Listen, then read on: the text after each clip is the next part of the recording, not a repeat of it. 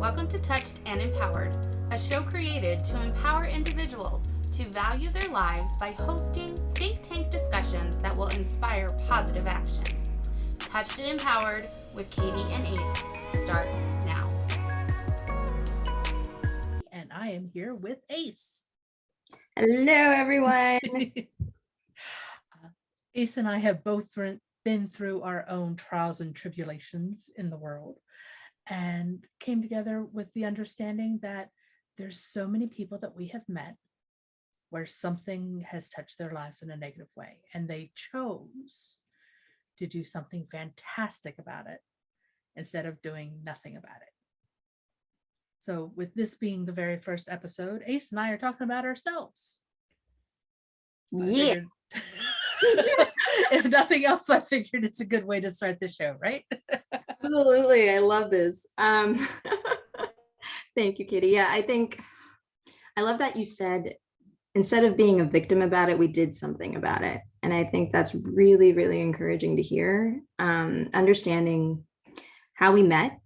So just to give you guys a little bit of some background of how Katie and I met, we went into this really awesome mastermind. And I remember sharing, this is when I was really focusing in on what would make me happy. I was sharing how what I really want to do in the world is to help empower individuals to value their lives from my own background of early age suicide and understanding we don't have to use that as a victim mentality. We don't have to use that as an excuse.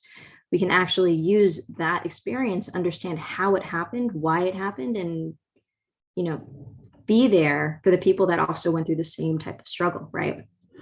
And funny enough, everywhere I went throughout my life, I've noticed so many people who go through that similar struggle all the time. And it's never safe to talk about. It was never safe to talk about. It wasn't. So, I walked into this mastermind brand new, didn't really know anybody, but I kind of just was like, I'm throwing out the flag because I'm tired of being off my mission. So I might as well just share it. This is what I want to do, everybody. And this is how I want to figure out a way where we can empower people and decrease the suicide rates every year. And this is where the power of Zoom breakout rooms comes into play, because I happen to be at the same mastermind, and Ace and I got thrown into a breakout room together. And yeah. I shared about how my sister shared her story of her first suicide attempt at the age of 13 and the multiple attempts that followed over the following 2 decades. My sister's still with us, thank you, but she still struggles with suicidal thoughts, but wanted to get the tools that she learned into the hands of teens before they needed them. So my family launched the Teen Suicide Prevention Society April of 2020, right before the school shut down due to COVID. So we've been doing other things for the mission for the last 2 years. We've been getting the word out that it's okay to talk about our struggling thoughts. It's okay to talk about suicide. It's okay to share that I'm just in a negative space right now, and it's okay. And Ace and I just got to talking and shared what we both do, and we're like, you know what, let's do something with this. Yeah, I love that. It was so amazing how aligned it was. Everything that Katie and I talked about, even starting this podcast. Remember, I was like, I got this one half, the other half, I have no idea. I got the name for the podcast. I got the mission. I don't have the name. Katie had the name. I have the mission for the podcast. I have some people that I want to interview for this podcast, but I don't have this part. And then Katie was like, so I have that part. Yeah, I have a podcast title called Touched and Empowered that I wanted to talk to people and share stories of people who have been touched by something and were empowered to do something about it. But I had nothing else besides that and the domain name. So it worked out great that we partnered together. Yes.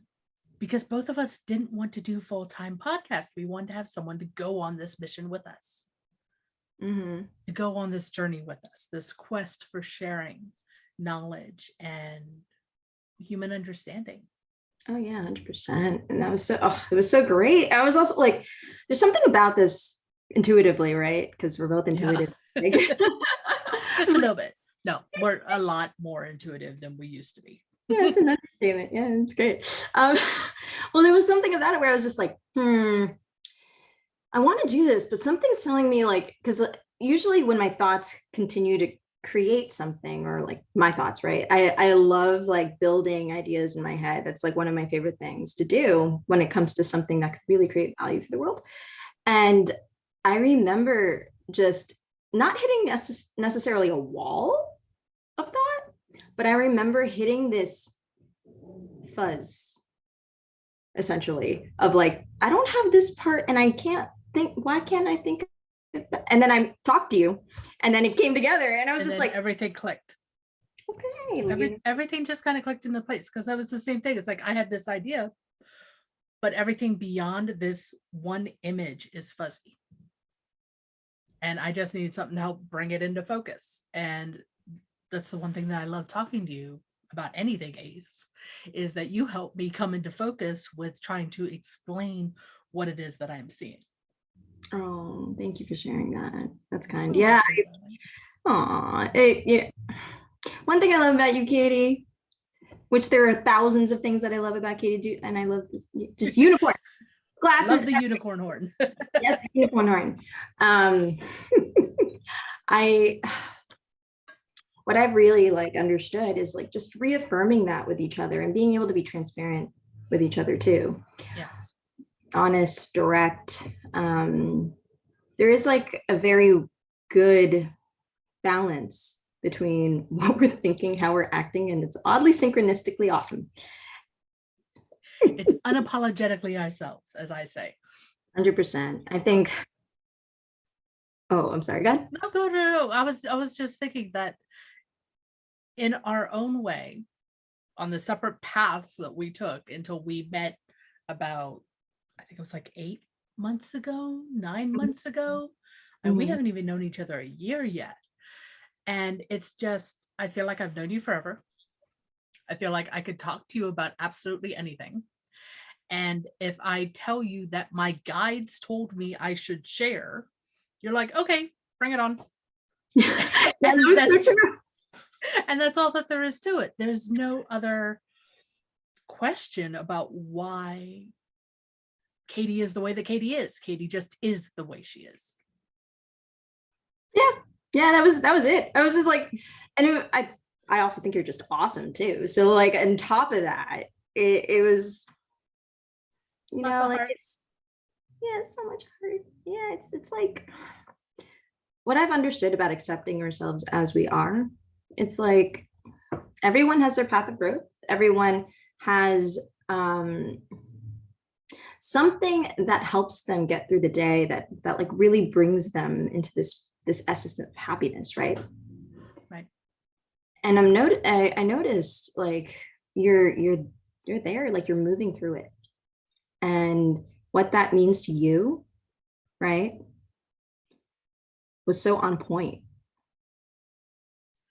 And it's really interesting because for the longest time, I didn't know who Katie was. Mm.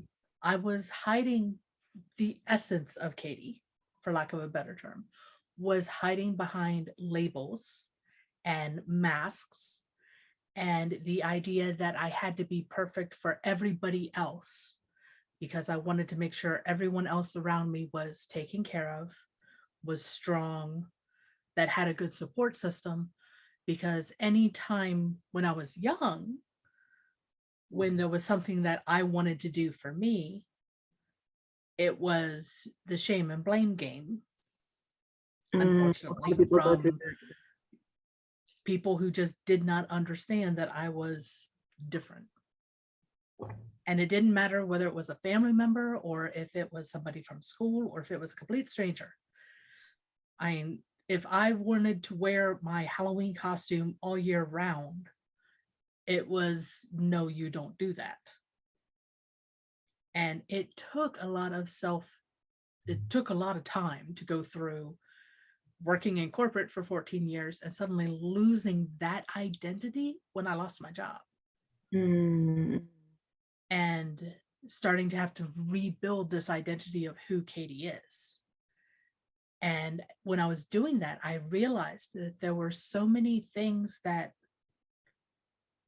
I was so used to like coating myself in these different layers of protection that didn't feel like they fit anymore. It didn't seem right that I should be closing myself off when the world was crying out for people to open up. Ooh, yeah, that's real. And so for me, it was a lot of, okay, I'm going to stop trying to be perfect for everybody else. And that was tough because I am a recovering perfectionist. I I still love when people struggle say with that. that I'm a Okay. recovering perfectionist. It's exhausting. Yes, it can be. Please don't go Yeah, there. yeah. That's so I'm so happy you actually brought that up. So, have you ever watched the movie School of Good and Evil? No, I actually have not seen that one. So it's such a good movie. I was watching it. It's now like on repeat because there's something about it that makes me feel that gives me comfort, and I don't know why. But I was watching it, and in the School of Good, hopefully I don't ruin this for people, but in the School of Good, the Dean of Good tells the main character, one of the main characters, that good used to be about being just and fair and all of those really true integral characteristics of being good.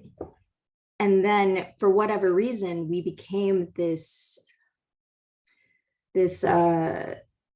selfish perfectionists, right? Mm-hmm. And because we stayed there, we didn't actually do acts of good. And she was telling this, right? And she was telling this student of hers, because she actually did something so selfless in front of everybody. She was like, you are probably the truest princess we've ever had, because she actually carried out a action of good. That is very interesting because that leads to, all of the, from my standpoint, all of these layers and masks and everything of dampening the inner essence of Katie. Now that is coming through, I am actually seeing the positive impact of what I'm doing with in those around me that I'm not even coaching or I'm not even teaching. It's just they look and hear me speak and they're like, wow, I am inspired by you. And I'm not seeking to inspire other people. I'm seeking just to inspire myself and let other people choose whether or not they're inspired by me. Because if I can inspire myself to go forward and make a difference, then I know I'll get there. It's so important, I think, for people to really understand that sometimes when we do something, we're not really sure that we did something that was super positive, impactful, because we were really naturally ourselves. And it's the same thing with oh shoot, what was that question that one of my mentors gave me? Oh, asking what my superpower was. Okay, my superpower is the ability to remain calm. And I have no idea what my superpower is. And what my mentor explained to me is it's the one thing that is so incredibly easy for me to do that I assume that everybody else knows how to do it too. That's real. That is so true. And a lot of people, I don't know what it is, but I think I've met so many individuals who don't know that they're incredibly amazing at something, have no clue, and then they don't value it because we've been trained to think that we need hard work. Don't get me wrong, if you need to hustle to get to the point where you can naturally do what you're meant to do, that's fine. That makes sense to me. Like imagine, let's say a lot of people do this as well. If you're a genius fashion designer, right? If you need to hustle to be able to design and have the resources you need to continue designing, do it. Absolutely. Right? Yeah. Then when the natural instinct comes in, you're good to go. When you're at the point where everything is like what you can do and you can do it effortlessly, in my opinion, all that hustle makes it worth that freedom to fly. That state of flow, being able to get to that state where you have the structure built that you're free to dance and flow through the space and not have to worry about running into the furniture, running into the walls, or all these other things that trip you up and get in the way, because you have that foundation built. And that just sounded incredibly intelligent for business training. Not where I was planning on going with this, but that just came out of my brain. But it's so true. I feel like a lot of people think there's these weird conceptions of like, sometimes you need to work harder. See, that's not the case. It isn't. I think we've been trained to do so in America, especially for whatever reason. I have a theory. If you'd like to share, feel free. I have a few conspiracy theories, but I don't really think it's appropriate to share. But yeah. I mean, I know that the standard energy level of a toddler is high and is to be in constant movement. Yes. However, we go to school and we're told to sit still. And a lot of that started around the time frame when we were at war, World War I, World War II, and we needed people who could follow directions to build the equipment that was needed for us to survive as a human race during these world wars. Yes, that is true. So I think it's just we're still kind of stuck in this idea that we have to follow instructions to make sure that we survive as human people. Well, we're surviving. We're still here.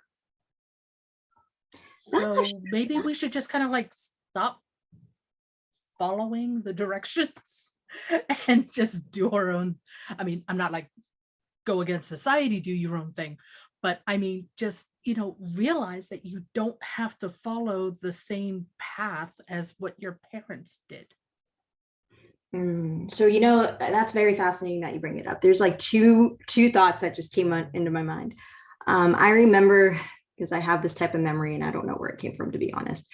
I remember in freshman year of high school, and I look young, but I'm not that young. Oh, you are young, I remember. Honey. Hey. You're younger than me. You're good. Okay, I appreciate you. That's fine.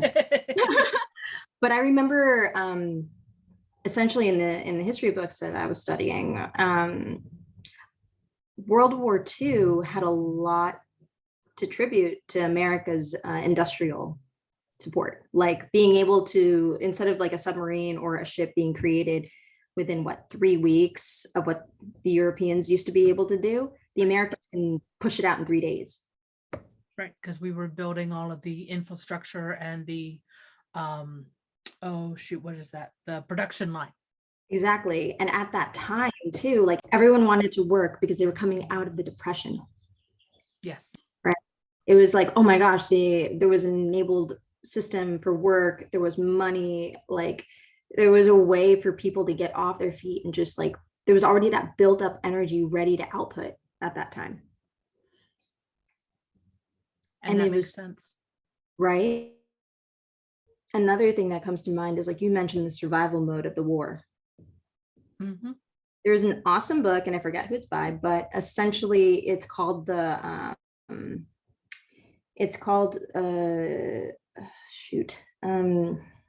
I'll find it on my Kindle. But essentially, this book talks about the generations and how each generation had a different value system, right?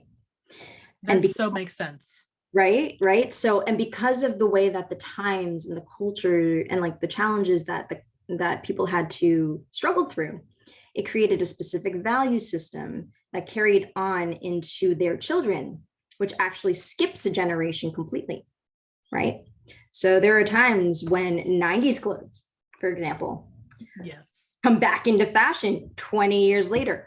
Wonder why? Then, right? And then there's yes. And then funny enough, so the millennial generation, because it's such a big generation, was a combination of boomers and parents from the 70s. So you'll see those two different trends kind of mending into the millennial generation. And that's interesting. And because I was born in, I'm going to give away my age, and that's perfectly okay. I was born in 1980. So, I mean, I'm growing up with the TV shows from the late 80s and the early 90s as I'm going into high school. So what was I being exposed to? Saved by the Bell, 90210, Dawson's Creek, all of these TV shows. And then I get into high school, I'm like, wait a minute, this is nothing like the TV shows that I was watching on TV. I don't know where that random thought came from, but I just felt like I had to share. Oh, 100%. Because it deals with the whole generational thing about it. To me, it makes sense about it being the generations and just skipping it. Exactly. And skipping parts and pieces. Because heaven knows high school was not like Greece either. And Greece was was written way before my time. Yet notice how the style is coming back. Yeah. I love how it's coming back in college. It's just fun to laugh at my son. Oh, but it's so real. So this is actually how I found the book, The Age Curve, How to Profit from the Coming Demographic Storm by Gronbach. To be honest, I did it for the philosophy, less of the profit, but this is the book, The Age Curve, right? Okay. It looks like this. And it made sense. I didn't know it was like with that intention, but the idea is like, when you are part of, let's say, you're part of the 80s generation, right? Yeah, I qualify as part of the 80s generation. You were a child then. I'm the Oregon Trail generation, actually. The video game? Yeah, the game Oregon Trail. Yeah, I tried that. I died so many times. Every pioneer of mine, just like, I would like literally make a turn and then there was a graveyard. Like oh, that game. Anyways, so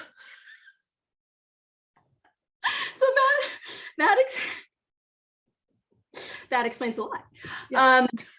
Right. So like, that's the funny thing. Like that entire generation right now is actually the directors, the managers, like they're becoming the VPs, the EVPs in corporate America, or behind those decision-making curtains of entertainment and politics. That generation is there right now, right? Yes. Right. Because we are at that age to where we can start getting into these higher levels of the politics. Exactly. And the higher levels of corporate and the higher levels of these companies. And so we're starting to get that influence on what has been there for well before our time. And why do you think Stranger Things did so well? Well, that just fits with my personality for one. So that's why I absolutely loved it. I remember sitting, well, there's a point to that. So I remember sitting with one of like, so I think I haven't shared this before, but my sisters are 11, 13, and 15 years older than me, right? So I have the Gen X / elder millennial perspective, because I always talked to them or hung out with them and I grew up with them. I remember watching Stranger Things with like this older brother figure from that friend group of my sisters. And he was like, that blanket, I had that blanket. And I went, ding, ding, ding, ding. The proof from this book was just like, oh, okay. And then the way that Stranger Things like think about everything that was happening, the Cold War, all of that, all of that brings you back to this childhood feel and this feeling of comfort. And I remember that show took what, 20 no's before it became a Netflix hit. I think so, at least. Yeah, I actually worked at one of the studios that said no to Oh, that wow. back in the day. Back in the day. Back in the day. But the reason why was because the decision makers who saw that show didn't understand the generational thing. They didn't get that somebody like, your generation that actually has all the money right now, not all the money, I'm saying, you have expendable money. You actually have control over your buying needs, right? Because you're We in make that the financial decisions for the household and exactly. have a better understanding on the income versus the debt ratio, even though that was not something that was ever taught to us in school, or from what I found out from my friends that went to college, it was never taught to them either.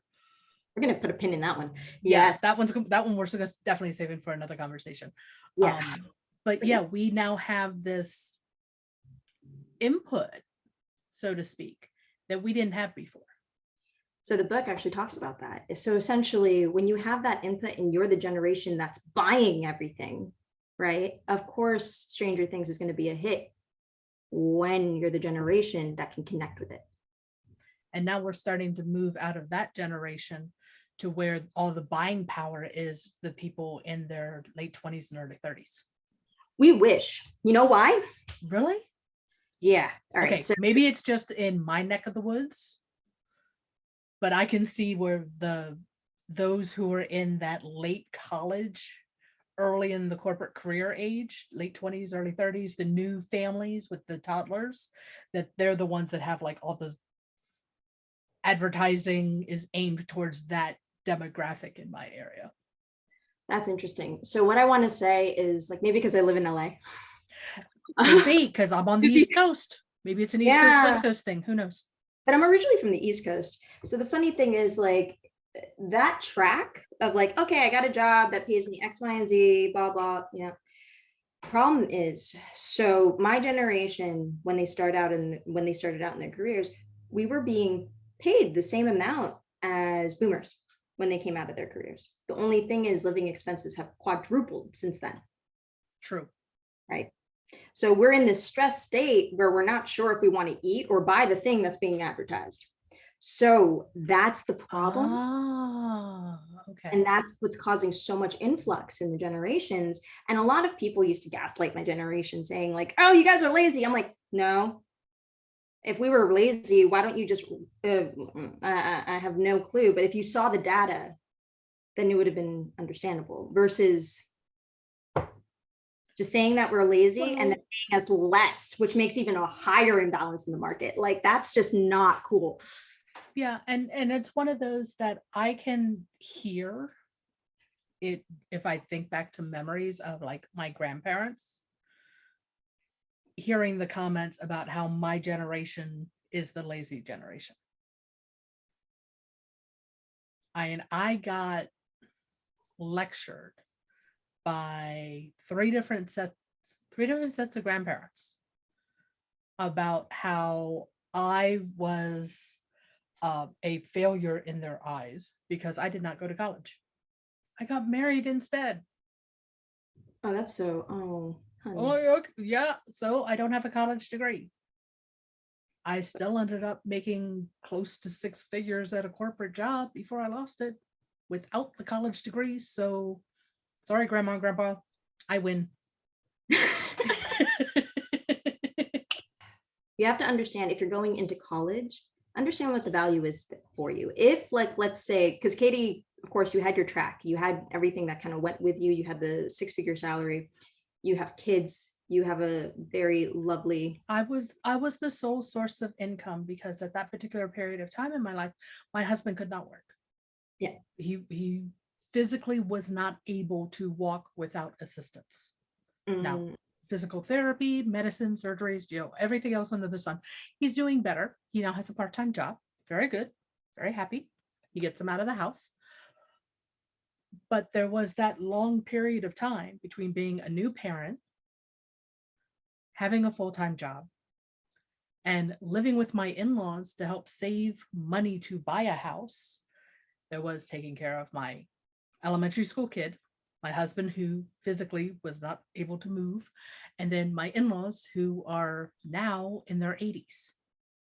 So I literally was like 4-generation household. And the reason that I say that is my husband's almost 14 years older than I am. He's closer to my mom's age than he is to mine. Okay. Yeah. So, I mean, for me, it was literally living in a house of 4 generations, and I was the one taking care of all of them. Yes. And I understand that. And that's something where people have to really kind of like grapple with. It's like the college degree is one thing, right? But sometimes if you can make it without it, you're going to learn what you need to learn along the way. Oh, I absolutely agree. Now, granted, I cannot speak multiple languages and I struggle to balance my checkbook, but my son is 19 years old. He is a freshman in college right now, something I did not do. And he's there with a combination of a scholarship and money that was smartly invested when he was born. So he has 0 student debt. And I'm like, you know what? I'm fine with that. Hey, shoot, if I could do that, like I do have student debt, like not thankfully, but it's hard. It is hard. And it was like, this is where, we are accepting ourselves for who we are. And that actually does come with understanding not only just our circumstances, but also understanding like how you do your best through it. Like, it's not, you say that you don't have a college degree, but that doesn't, to me, I do have a college degree. My parents really wanted me to have a college degree. They wanted me to make Dean's List. I did that for them, all that fun stuff. But when it comes to understanding like crucial needs, I like commend anybody who doesn't have to think that what they've done is so valid because of their college degree. Right. And I think that it's just a different path in the clarity of identifying as to who we are as individuals. Absolutely. I mean, because my son is 100% himself and has grown as an individual so much since he has been living on campus and not under the roof of mom and dad. That's you fair. Know what? And that is wonderful for him. And I am so proud of him of everything that he is doing. For me, it was, I needed that sense of a job. I needed that sense of security because I did not have that in the house that I grew up in. So for me, it wasn't going off to school and having these student debts or student loans, because I was told there was 0 money for college for me to go. So, okay, so how am I going to take care of myself because I'm not staying in this house anymore? That's fair. And that's very. I started working. I lived with my aunt for a few months, and then I moved back to the East Coast and moved in with my now husband and his brother and his brother's wife. We shared an apartment for like 8 months before my husband and I got married. Hey, look, you do what you got to do. You really do. It's been an adventure. I know that much. I'm so joyful from it. Like so don't get me wrong. I did appreciate my college degree. I love the fact that my mother actually did contribute when she could, right? Also, just to be very fair, there were 4 daughters, right? Yep. For my mom. I was the second one to go to college. Let's put it that way. So because I was able to, she had enough funding for me to go. My other 3 sisters, they chose different paths. And it was really wonderful that I got to experience what I got to experience. It was amazing to actually see what I could do without being at home. Yes. Like I couldn't believe how much freedom I had and how much of a pressure cooker I was in, because, the things that I was able to create and do and accomplish in college. And then after leaving college, I didn't know I could. Right. No, I completely understand that, because I never thought that I'd be getting into a corporate job where I got as far as I did without the sense of knowing my core values on my work ethic.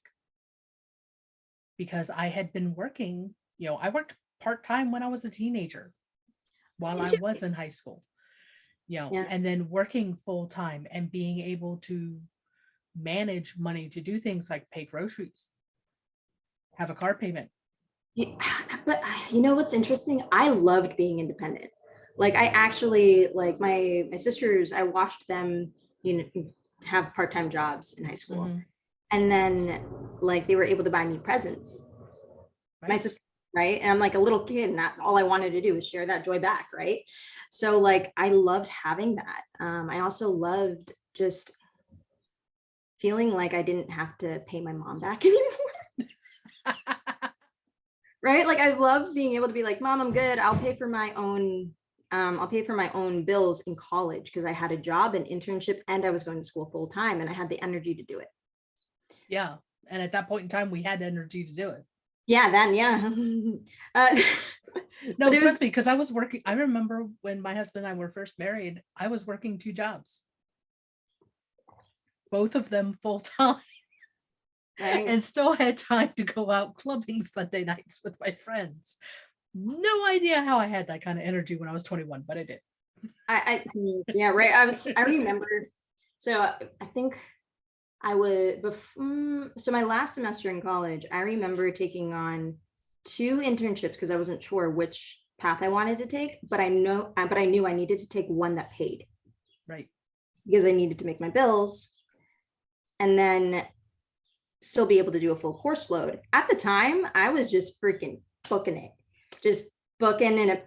Like it was so fascinating. And I somehow still had a boyfriend then. It was so fascinating. Oh no, that's impressive. Yeah, I'm still, to this day, I'm still impressed by that too. Oh my gosh, the things that went on that entire. Well, I remember that summer I was getting over a boyfriend, funny enough. And at the time I was like, I just don't want to think. I don't want to fixate on it, because I knew that was something that I was doing. And I wanted to pour my energy into what truly helped me. So I did this to like kind of, just to give you a little bit of background. I worked at now iHeartRadio, but 103.5 KTU in New York City as a intern. And I was doing the morning show. And even before the morning show, if I still had a lot of energy, I still went in around 2 a.m. like run the boards overnight to 3 million like listeners. It was so much fun for me, because having that pressure with the touch of a button, like I understood how much you can really impact people just by pressing. And then by 5 a.m., I was getting ready to help with the morning show at 103.5, right? Mm-hmm. And right after that, I left around 9:30ish, took the Staten Island ferry, then went to work at a after school, like it was an after school program, but during the summer, it was like a camp. Oh, okay. For kids in Staten Island, New York, that were like it was a specific type of after school programming for the New York City system for these kids that are like, they have talent, public school education as well. So I was getting paid like $25 an hour just doing that in college, and it was like for 4 hours. Then right after that, I drove to New Jersey and then got did my homework in New Jersey to finish like an even to hand it in by 7 o'clock at night at a county at Middlesex County College, so that I could be ahead in credits to graduate on time in college. Then I would come home by come home. And I just remember, maybe it was 5:30. Yeah, it was 5:30. Then I would come home by 8:30, 9 o'clock, look at my roommates and just go, wine? I need to sleep.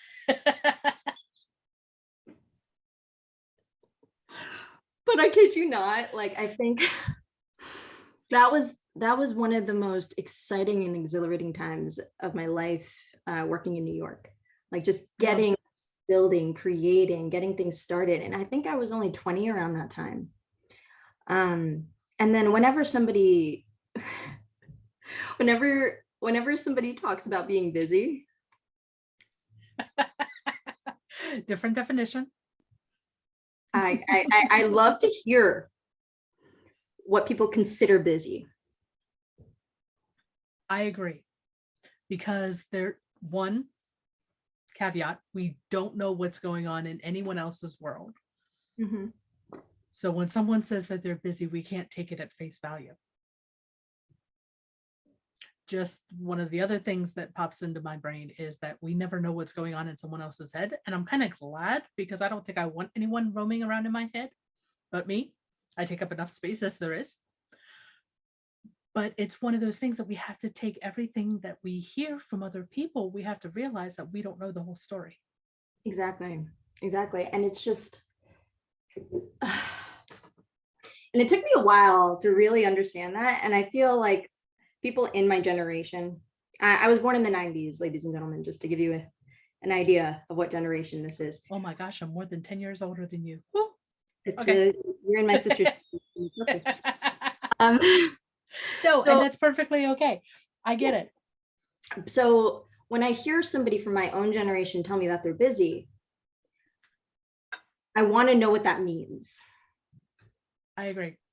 And a lot of time, for whatever reason, I don't know what it is. There's like this resistance whenever I ask, like, hey, what do you mean by that? They're like, what do you mean?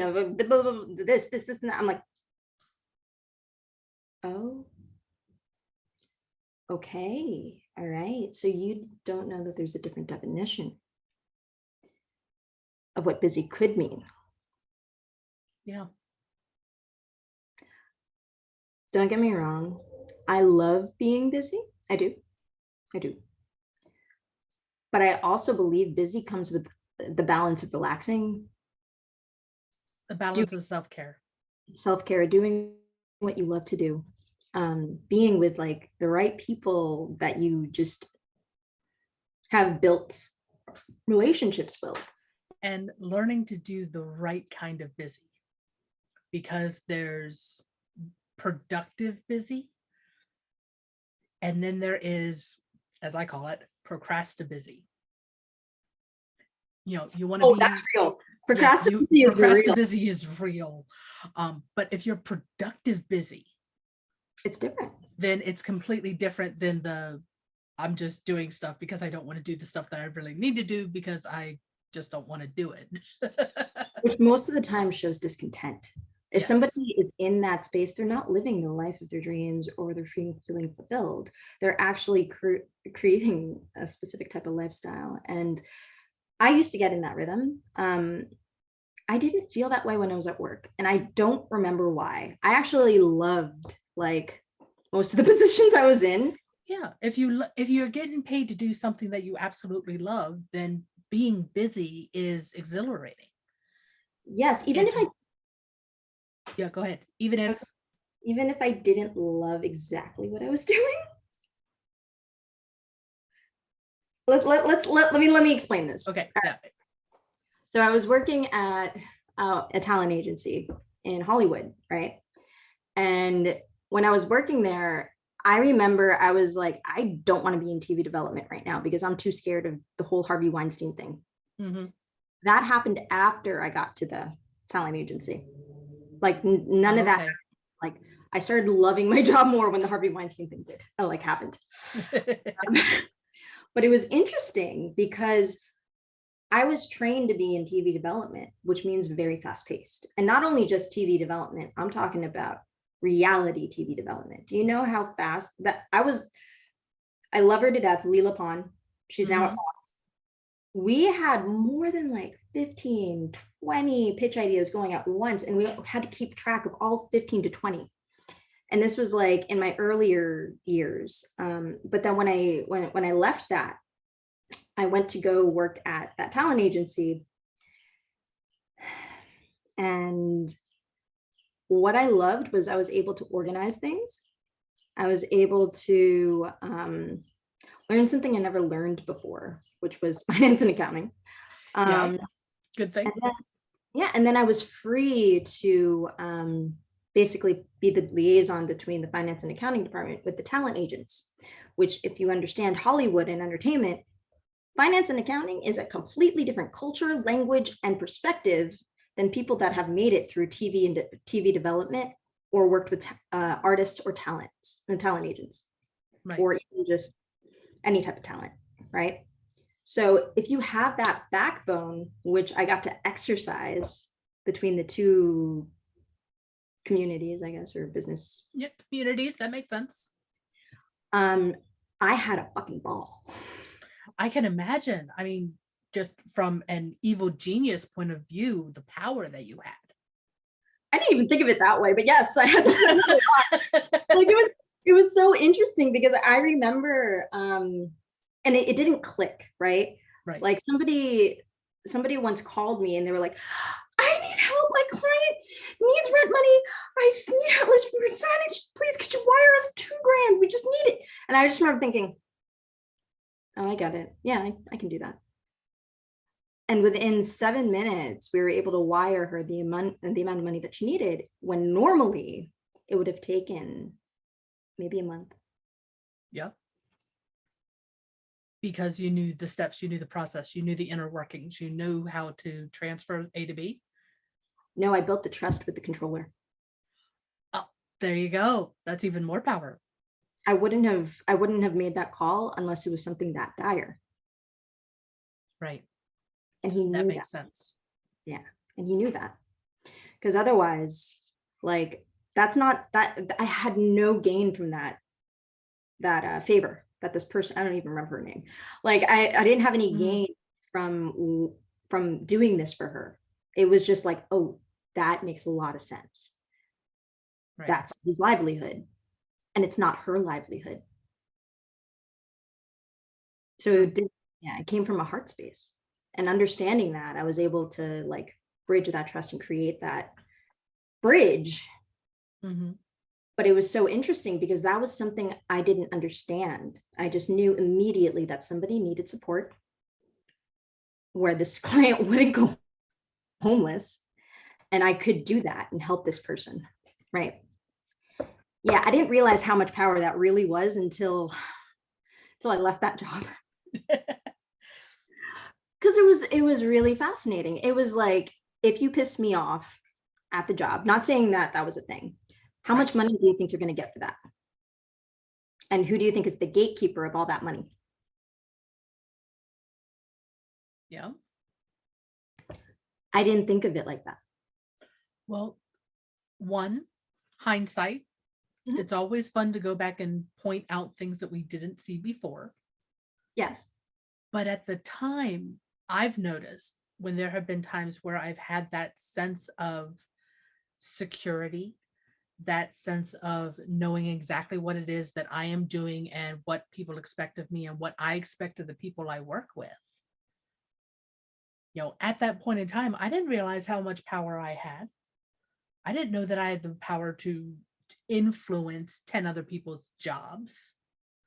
I was just providing information that I thought that would make the workday go better. You know what's interesting about that? What? You still have that power. That's true. It's just in a different setting now. It's in a different setting, and it's also like, as much as it's hindsight, it had to happen for you to realize it. Not only realize it, but to hone it. Hone it, practice with it, feel it, actually know how to be responsible in that sense of the word, and then realize why you were put there. For example, I wouldn't have normally done that, right? Right. But it was for good reason, and my discernment on that was trustworthy. And that's something that I think that on a whole, I wish that I had learned what discernment meant when I was, coming out of high school, going into the workforce for the full time for the first time, going into marriage, going into dealing with multiple generations because of the age gap that my husband and I have. Because looking at discernment now makes so much more sense, and I can see where life would have been easier back then if I knew what that was. Right. And it's so funny how when we look back, right, everything was a training module, right? Yes. Everything was a training module. Everything's a training module. Right. And the thing is, like, it was to prepare us for where we are now. And although we don't see it, we still have the ability to do all of that. For instance, at the radio station, have you ever been in a radio station and by accident not touched a button for like 3-4 seconds and there's dead air? I've never been in a radio station at all, so I Okay. can't say that I have, but I do know what it's like to have that 3 or 4 seconds of awkward silence in a conversation at the family dinner at Thanksgiving. That makes sense. That's true. Yes. All right. So let me give you an idea of what happens when there's like maybe a second or two of dead air on the radio in the station. All the lights go off, blinking, everything is like just going crazy and going nuts as if there's a fire, because you actually get fined for the dead air. Oh, I didn't know that. So I remember this one time where like I remember seeing Cubby. I love him. Paul Cubby Bryant. He's still radio legend to this day, and he works on 106.7. I remember a button got stuck. Right. Okay. And I remember watching him all of a sudden just flip out because that would have happened. The dead air would have happened. It was a bit of a trauma response, but it was real. Like it would have happened. So like, I wanted to share, like, under crisis like that, you have to be calm. You have to fix the problem immediately. And I didn't understand that was actually something that trained me for any crisis situation. That makes perfect sense. Yeah. So anytime there's something crazy happening, I actually have practiced being under that type of fire easily and just like not even hear the noise and just go, need to do X, Y, Z, done. Okay. And then the noise would stop. And that's, even though mine is completely different on how I learned that, that is part of where my quote unquote power to remain calm came into play. Because I would walk into situations and not know how volatile they were going to be. And whether it was on a scale of 1 to 10, where 10 is Mount Vesuvius, I could walk in the front door and it could be a 3. Or I could walk in the front door and it would be a 12. I was used to that as well. They were used to that. So yet, I think that's one of the things that it helps me. So, I was been in a car accident and the other person is flipping out and I'm like, okay, take a deep breath. We're both standing. We're both breathing. Cars can be repaired. And just, let's take a deep breath and let's just keep going. I had to tell my mom that. Yeah. Huh? I actually had to tell my mom that. I love it when we get to tell our parents, reminding them of lessons that they're like, you need to remember this when you grow up. I don't know if my mom actually taught me that one lesson, but but I remember going through that and I was just like, Mom, you're good, right? There's nothing wrong with you. You're like, yeah, I'm fine. But the car, I'm like, Mom, the car can be replaced. You're fine. Yeah. You're fine. Are you fine? That's what I care about. And I just remember going, yeah, I'm fine. I'm like, cool. And then the insurance paid for the car. But but still, it was that knee jerk, craziness. Yeah. And it wasn't the first time. So that was actually practiced even earlier. I feel like anybody who goes through martial arts training at a young age. Yes. You're actually well trained for those types of situations. I didn't even think about that. But yeah, I actually did a little bit of martial arts when I was young. like very young. Yeah, you're well trained, especially when you're sparring, because you don't know what's going to come at you. So you have to be calm in those situations and then flexible to move through it. Not take the hits. I wasn't going to say that. Yeah, don't take the hits. You don't have to take the hits. You don't have, no, don't do that. That's not what I'm saying. Move through the motions. You can block, you can kick back, all of that fun stuff. But like, you have to be calm in those situations. And when you're not, like, you get kicked or you get hit or you get off balance. And it hurts more because you're not like going with the flow of whatever it is that's happening. Exactly. If you're flexible through that, you're going to be flexible through anything, and you're going to win. The moment somebody becomes rigid in whatever they're doing, that was something that I realized at a really young age, that like when somebody stays rigid in something, it's the fastest way to be broken. Yeah. It's because it's the same thing with oh no, this is funny. I just had an episode of Star Trek Voyager pop in my head with Neelix and the flowers, where he was trying to tell Mr. Tuvok, the Vulcan, that he needed to stop being stiff and snap like a stem and be more flexible like a fresh green branch when it came to teaching the trainees and following the rules. I am such a dork. I love it. I accept it. I'm happy with it. I was actually talking to my cousin recently, and she's here. I'm visiting her, and that's why I'm in this beautiful lit room.